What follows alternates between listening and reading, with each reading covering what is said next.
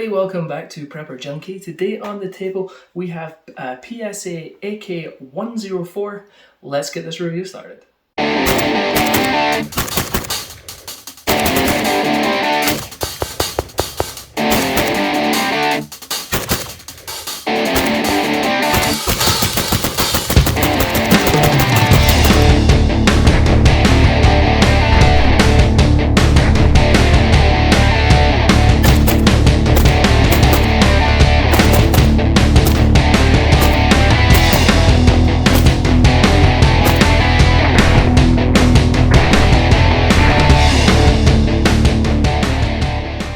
Alright, so let's start at the back here. This does come with an SB Tactical brace. I love SB Tactical. I think they make some excellent products.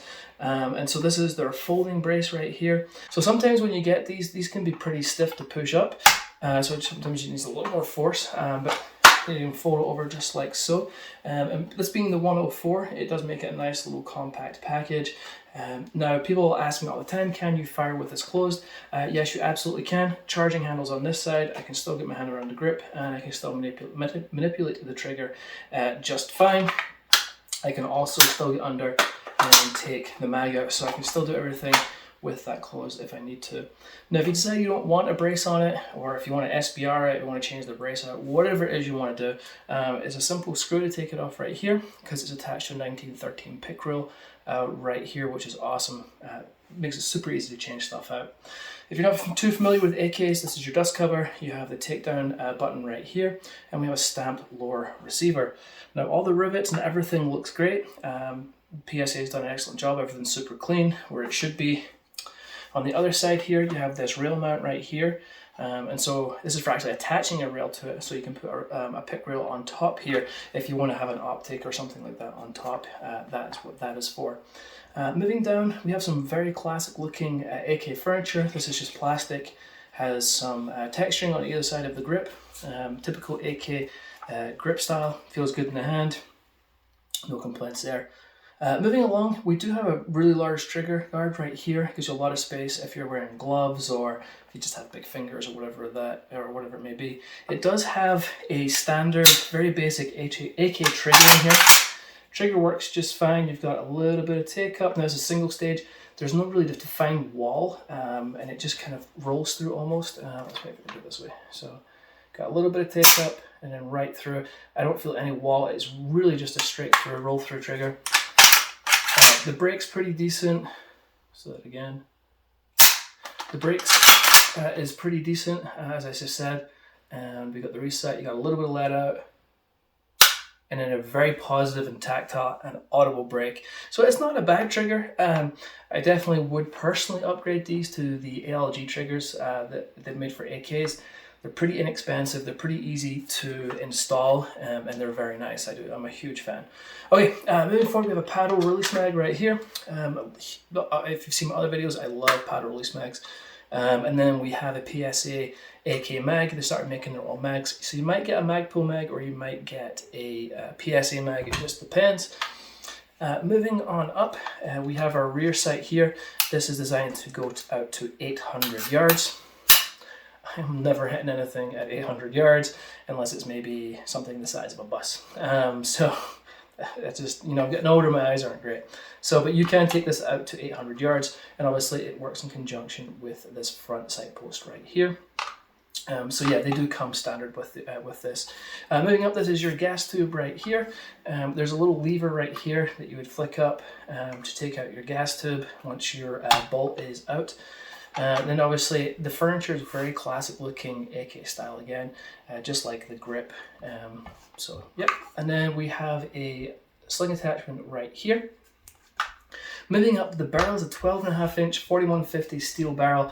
It is gas nitride finish and has a 1 in 10 twist, I believe, if I remember correctly. And then we have up here, we have a nice big crank brake. To take that off, there's a little dimple depressed thing right here. You just push down and you just simply, if I can get my finger on it, or my nail on it, and you would just simply rotate your muzzle device off. So if you want to change it, you can do that. It's really easy with AKs. I do really love that you can do that. That's it back on. Love it. Okay, so So as I just said, the overall construction of the AK looks great. So the fit and finish, it looks super, super nice. To break this down, if you're not too familiar with AKs, there's a little button back here. Now, button in, this will pop off your dust cover, and this is how your internals look. So obviously this is your guide rod and spring, and this is your bolt. Now the bolt, the trunnion, the front trunnion, and the bolt carrier are all hammer forged parts, which is what you want to hear. You don't want to hear that your parts are cast or anything like that. They're all hammer forged parts, so they're all excellent parts. Should last you a very long time. Now, this is a reciprocating charging handle. What that means is when this gun fires, because the charging handle is attached to the bolt here, or the bolt carrier, excuse me, it comes back with that, and then it slams forward. So keep your hands out of the way, or you're gonna get you'll get a malfunction and some sore fingers. Or if you're holding up here, which you should be, and maybe just make sure there's no obstruction, because this bolt, this charging handle will come back and forward. So just be careful. Okay, now to take this down even further, simply going to push that button further, and it's going to take, it's kind of like rails it sits on, and so take it out and just pull this out. There's your guide rod and spring. From there with your bolt carrier, just pull that back and down. So that is it here. There's a little dirty from the shooting. Put that down. And then if you want to take off the gas tube, come back to this little tab I mentioned. There's a piece at the top here if you watch. It kind of sits at an angle, and then when you turn this tab, if you get it go straight like this, and you'll see when if you ever take it off, that basically unlocks your gas tube and allows you to easily remove that. And that is your AK fully stripped down. Very simple, very easy to do. And obviously just go in reverse to put it back together. All right, so now we're fully reassembled. Let's go over shooting. Shooting was fine, I had no problems whatsoever. I'm only getting about 200 rounds through the guns that I review, typically at the moment, just because ammo is still so expensive. So these aren't obviously long-term reviews, these are obviously just initial impressions and things like that. I've owned a lot of PSA firearms, AKs, AR-15s, you name it. I pretty much had it to review, because they just provide such great value for people, I think. That so yeah, so anyway, so I've never really had a problem. Only one time I had a problem with an item. Sent it back, they fixed it, sent it back to me. No problems whatsoever. So I no problems with the customer service. They do have a lifetime warranty on all of their firearms, so if you do ever have a problem with them, hit them up. They will take it back and they will fix it and send it back to you. So so good to go. So yeah, as I say, shooting was great, no problems. I went through, it was just using steel case toolet ammo, but yeah, everything shot just fine. Now, you may or may not be aware of this. You know, this obviously does have a shorter barrel, like the 12.5-inch barrel, but it's not the same as like an AR-15. When you start shortening the AR-15 barrels, you start losing a lot of velocity. It's not the same with an AK. So yes, you lose a little bit of velocity, but nothing really too noticeable. So for me, if I'm ever buying an AK, for me personally, with the size, I'm not a big fella. You know, for me, the shorter barrels, I just prefer shorter barrels. I like ARs at 11.5 inches. They just feel better to me. But ARs aside, I would go with a shorter version of a barrel for an AK, just because if I'm not losing that velocity, for me, I want the shorter, personally, a little bit of a shorter gun. This gun feels great to me. It's the right size, easy for manipulating and handling and things like that. So if I had a choice between 16-inch AK or a 12.5-inch, I'm taking a 12.5-inch, but that's just me.